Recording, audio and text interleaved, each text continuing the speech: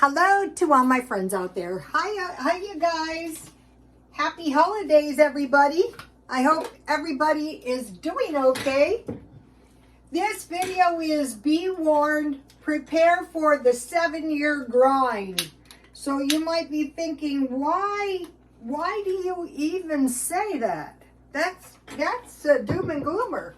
Well, it's been cropping up on YouTube. And it is prepare for the 7-year grind. We have had 1 year of the COVID and 2 years of war. That is 3 years. There is 7 years left. And so they're saying either it's going to be rolling recessions. Oh no. Oh no, Sonny. Stop. They were just getting wound up. It's going to be 7 years of rolling recessions, just one after another, and probably endless fighting and endless war, or just a depression. And what they're saying is there's going to be a spike in food or utilities. If you have the money, you can pay your utilities in advance. Food. Okay, what is the solution? The solution is save a stockpile little by little. Plan now or suffer later. So I was watching videos on what people did to get rich. And I thought, what? Thank you for the cup and the teapot and the lipstick, Audrey. Well, what they did was just down and dirty suffering. I don't know about you, but I would rather prepare than do any suffering. When I used to work, I used to see a lot of unnecessary suffering. So if the spikes are in energy and food, so I was trying to make it through the week on $25 worth of gas. So I thought, yeah, I could probably drive around on fumes, but I don't want to, so I put $20 worth of gas in my car, and that brought me up to a half a tank. So this week I had $25 from Monday to Friday, and then $20 will take me until Monday, and then I will put another $25. I have a small car, so we can expect. Now, does anyone besides me think the price of gasoline might go up since we're having conflicts in the Middle East? I've been through that gas shortage. So I'm saying to myself, wasn't the grind what the R country planned on doing to the U country? Just grinding them down like to dust? How about us? Do we want to just be ground down by a recession or a depression? In the Bible, there was 7 years of plenty and 7 years of lack, but they were told to bring 20% of their food to the Pharaoh. So we want to stockpile food. If you have a roof over your head and you have food and water, you can survive. And I mean, I heard crazy things on these people who got rich. And I go, if you're smart enough to become this rich, aren't you smart enough to do this without that dire suffering? When you get to a certain point in prosperity, it is no longer necessary to torture yourself. Okay, so now how about the Depression? The Great Depression was 10 years, followed by World War II, which was 6 agonizing years. That is 16 years. We're at year 3, so this could go on for a while. It could grind us down. Okay, so we're looking at demographic trends, the aging population, and the decline in the birth rate. So that is not so good, because then there is rising health care cost, more entitlements like Social Security, Medi-Cal, and It affects the rate of the economy because the old people spend less. Structural productivity growth because old people don't like to move up. Lower standards of living, less savings rate, and less consumption and investment. So, and also we have to think about entitlements, VA programs, federal employee and military compensation and retirements, food stamps, and agricultural price support. That sounds like all of that could contribute with the higher cost of food and utilities and gasoline to grind the population down. So long before this grinding, I see people do this all the time. Okay, I said I don't want to spend money this year for the rest of the year. I think there's 8 days left. And I haven't spent any, and I thought, think about what you want to do before you do it. Yeah, I want a nice Christmas, but I don't want to spend more money than is necessary. So I have seven meals that have historically been cheap that don't involve, let's see, one of them was like a dollar breakfast that was pretty scanty. I can get free lunches every single day at McDonald's. No, I don't want to do that. I want to know that food is in my house or if I live in a car. So what I made today, and I just started doing this because if you guys have been following me, you know I usually buy frozen food at the middle of the month, but instead I bought a turkey breast, I bought like a ham roast, and I sliced it in small pieces, about 17. I bought 10 pounds of chicken. I am nowhere near running out of food. Okay, and this is, let me see, I don't want to get this on my hands. This is a tasty Mexican meatloaf. So instead of just cutting this in 3 pieces, because I'm eating about a 1/3 pound as opposed to a 1/4 pound of meat because I'm trying to lose weight. So I want to slice this in fairly thin slices. Here it is. And I let it cool down. I could reheat it in some gravy if I wanted to go that way. Let me give you the simple Salisbury steak recipe if you don't have this. I'm going to try to remember to keep this. But what these are good for is if I wanted to make meatloaf with mashed potatoes, I would just heat the gravy and then put the slices of meatloaf in the hot gravy and mix some mashed potatoes. So, okay, we have meatloaf, salad, it was lemonade, and it was cookies. Here's the great lipstick. This is MAC lipstick. This is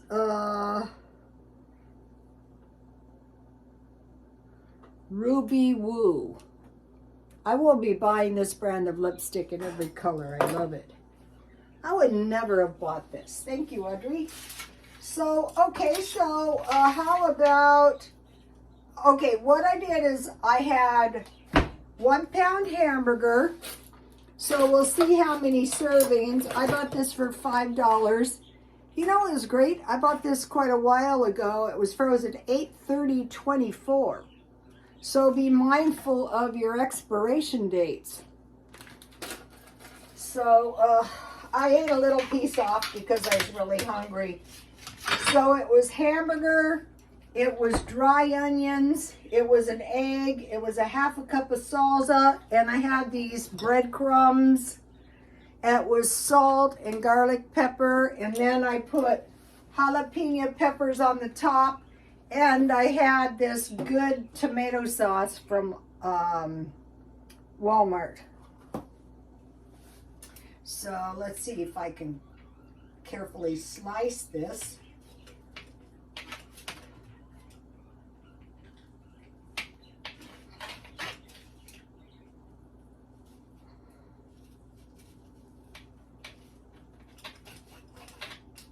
So a third pound would be about 4 slices, but it's probably not going to take that much for, that's 5, 6, 7. So just the slicing of your meat.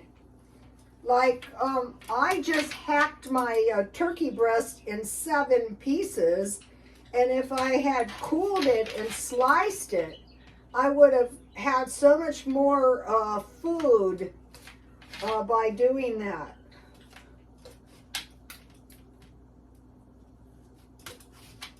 So I ended up with 1, 2, 3, 4, 5, 6, 7, 8, 9, 10, 11, 12, 13 pieces. So I bought this huge loaf of bread, and I'll never do it again because I have no space in my freezer. It is good bread, but I did have keto bread, and I thought, no, I think I want to have some good wheat bread for my meatloaf sandwich. I want to enjoy my life. I want to be thrifty, but I want to enjoy my life.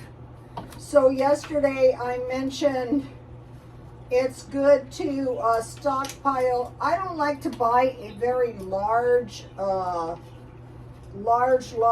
jar of mayonnaise, because then it tastes very terrible when you get it to the bottom. You know, it tastes old, and I don't see how that is worth eating.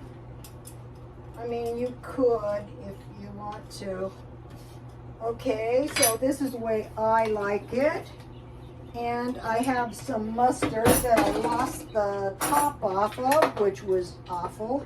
Uh-oh, that's not going to work.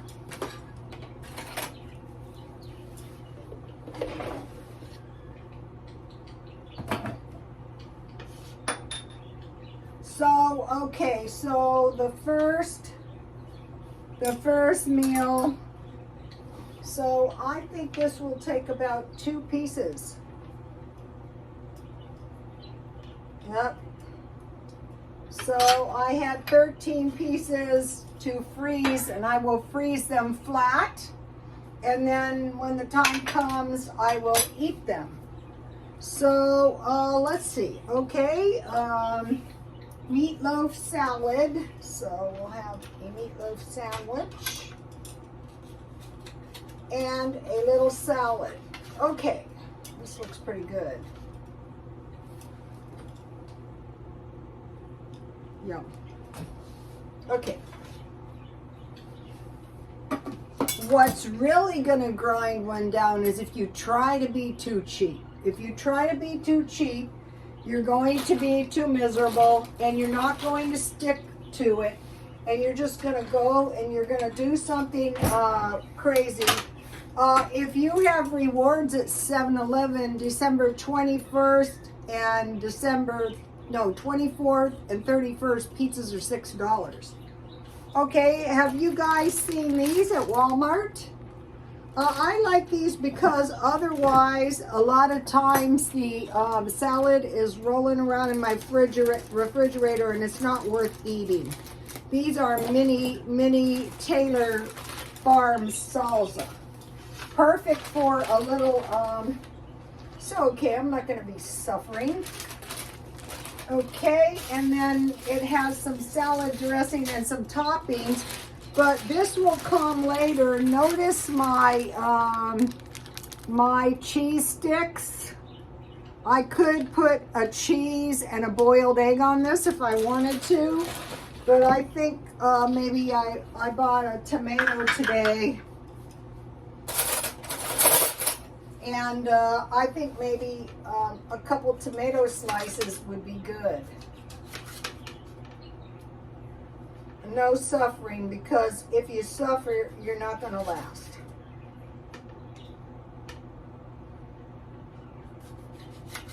The tomato is pretty cheap at Walmart. It was 20 cents. So, I have enough tomato for 2 salads, so it's 10 cents for the tomato. The salads are not the cheapest. They're $2.50, but that is okay. So here's my salad, and then let me see I'll just get the salad dressing, I think, for tonight. It comes with some kind of cheese and some kind of topping. I'll eat that later. Tonight, I think salad dressing is all I need here. So, if you don't have the app, this is actually cheaper than a hamburger out. And then I made a dessert. We'll talk about that in a minute. Okay, so first one is meatloaf sandwich, salad, lemonade. I have tea, but every day I drink 2 cups of powdered milk, and I mix it up to make sure that it is ready to go. And if you, sometimes I make, you know, hot chocolate. I make 2 cups. All right, and this time I have carnation. That's a pretty good one. So I'm not going to get malnutrition.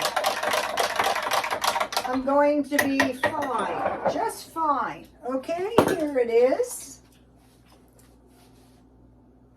Okay, now it could be the mashed potatoes, it could be rice. Okay, so I told you guys about the story. I was trying to help this guy, and I wanted to try and help him go to the food bank, because I think the best thing to do when you're trying to get someone help is to try to get them to get resources for themselves, and he wouldn't do it. I thought he was a drug addict, and he probably was. But looking back now, I think he was suffering starvation. I know the look now.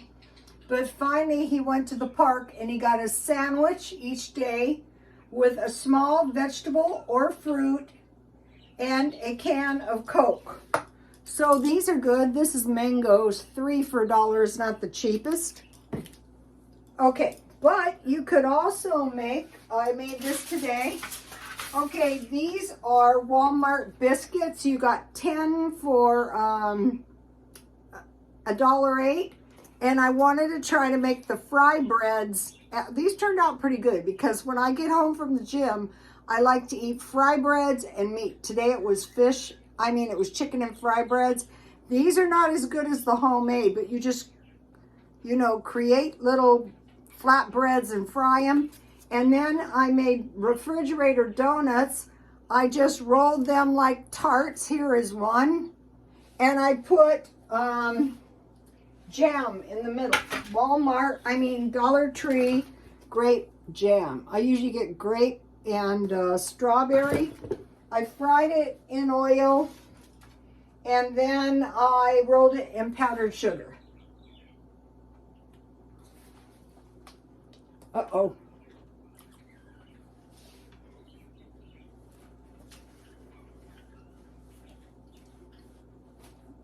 I've seen street people before, and some of the well-off people up in this town, I saw these men buy the street guy 2 large cans of Coke. So never forget that. Okay, now I want to talk sandwich with a small fruit and a small vegetable. Within 6 months, he looked so better, much better. You don't come out of starvation, just give them a meal. I'm thinking about these people in the Gaza Strip. Oh my God. Anyway, that's what he got. Okay, I want to talk about the Oslo meal. World War II, it was a school breakfast in Norway in the 1940s. So say the Depression, the Great Depression was actually a worldwide depression, and it was 2 slices of whole wheat bread spread with margarine or butter, a small block of cheese grated. So think about this or this. So each one of these could be considered a meal. Then they were placed over a salad, but I did see them placed inside the bread. So it was a cheese sandwich with lettuce, leaves, or other salads, cucumber or tomatoes, and a glass of milk. So that was during the Depression. Okay, this was the Depression. This is when I sent my kid to school. I always went to Carl's Jr. because I was a messed up mom. And I bought my kid some kind of breakfast sandwich. But for lunch, my dad said, make sure he has a meat and cheese sandwich, peanut butter, and brown sugar or jam. So butter, peanut butter, brown sugar or jam, 1 apple and 2 cookies and milk. And he survived. And he was telling me, and I didn't know this, that he gave his peanut butter and brown sugar sandwich one day to his friend. And then after that, every day his friend was bugging him for the sandwich. I go, why didn't you tell me? I would have made him a sandwich. And number 4, 2 pork chop sandwiches. One of the followers told me this. She was working in some kind of carnival or circus, and a man brought her 2 pork chop sandwiches every day and kept them in his back pocket to keep them warm. So that will get you by. That's enough food for a day. All right, the next one is split pea soup. I had this today with my chicken and fry bread. Split pea soup on whole wheat bread and wiener with mustard. So hot dogs, bread, pea soup with potato salad, cupcakes, milk, or coffee. These meals kind of remind me of the prison food, but I thought that sounds pretty good, actually. I have some pretty good hot dogs in my freezer. Hot dogs, whole wheat bread, mustard, split pea soup, potato salad. Also, you know, I gave you guys the good Feature Man coleslaw, cabbage, carrots, tomatoes, mayonnaise, relish, and a little ketchup. Gives you a real good, okay, now meatloaf. Okay, egg salad. However, during the Depression, they didn't have eggs. Also, there's been some reports that people are having a hard time getting eggs in Russia. I don't know about that. I just heard that.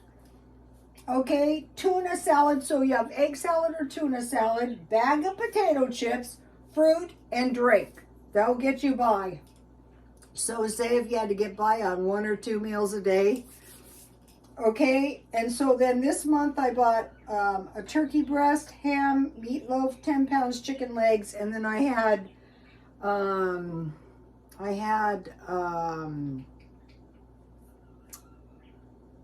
hamburger in the freezer. Tomato soup and grilled cheese. Okay, now I want to tell you guys about foods generally eaten by the poor. That doesn't mean they're not good. It just means they're inexpensive. Cabbage, beans, eggs, oats, brown bread, cereals, pasta, potatoes, legumes, fatty meats.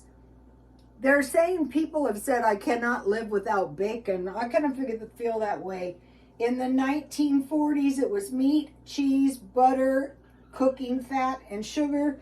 In the 50s was added tuna, mayonnaise, box cake, canned vegetables, biscuits, gelatin or Jell-O, and Cool Whip. And it turns out that Jell-O has gone not so popular, except in Utah. They're not giving their Jell-O up. I eat it all the time myself. I actually love it. Let me give you a shot of this in case you want to take. Sorry, my notes are not too hot, but if you want them, you're welcome to them. If you're new to stockpile, these donuts are pretty good. Some of the biscuits were $5 at Walmart. All right, now think about rice, beans, lentils, potatoes, affordable grains, vegetables, hamburger, onions, corn, peas, and tomato sauce. People say they can't live without macaroni and cheese, butter, pizza, milk, bread, bacon, pasta, and cheese, cinnamon toast, and beans and weenies. So I think this is like some good food to stock up on.